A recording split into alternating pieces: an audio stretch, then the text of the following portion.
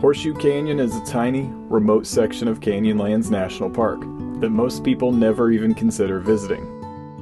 This section of the park is essentially made up of a single trail. The trail follows a path through a canyon, while it passes a beautiful collection of rock art. While all of that sounds nice, Horseshoe Canyon is a little off the beaten path. Still, we packed up our camping gear and headed towards the canyon. Horseshoe Canyon is located east of Hanksville, Utah, and it's a 3-hour drive from the Island in the Sky Visitor Center.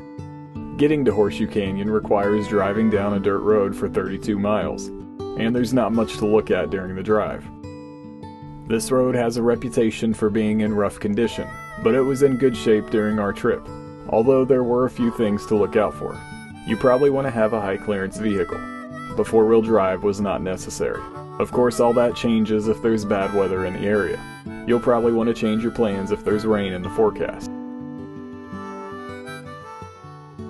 Also, one other unique challenge were the sand dunes. The dunes made for nice scenery, but they can move with the wind. So at times, the dunes will move onto the road, and you never want to try to drive on them.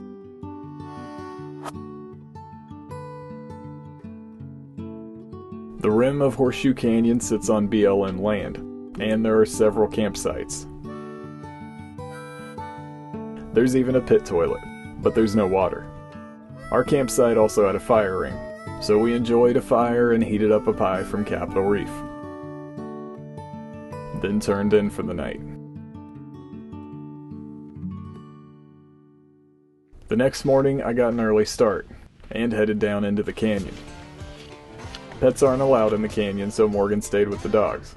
The Horseshoe Canyon trail isn't terribly long, but it's an 800-foot descent into the canyon, so the elevation gain can sneak up on you.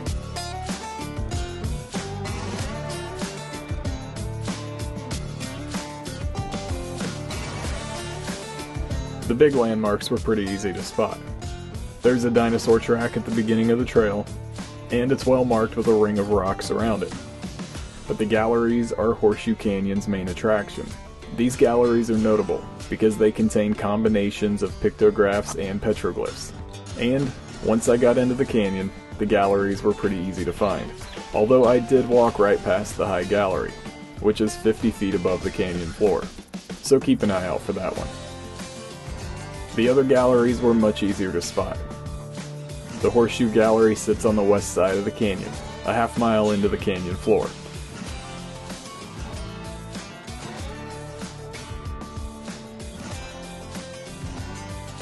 Another half-mile into the canyon, I found the Alcove Gallery, which, true to its name, is tucked away inside a massive alcove.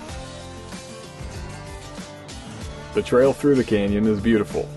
The trail was a little muddy from some overnight rain, but it was easy to follow. And it led to the canyon's most impressive panel of rock art, the Great Gallery. The Great Gallery is made up of dozens of images that are thousands of years old. Some of these images are life-size, and the entire gallery is almost 200 feet long.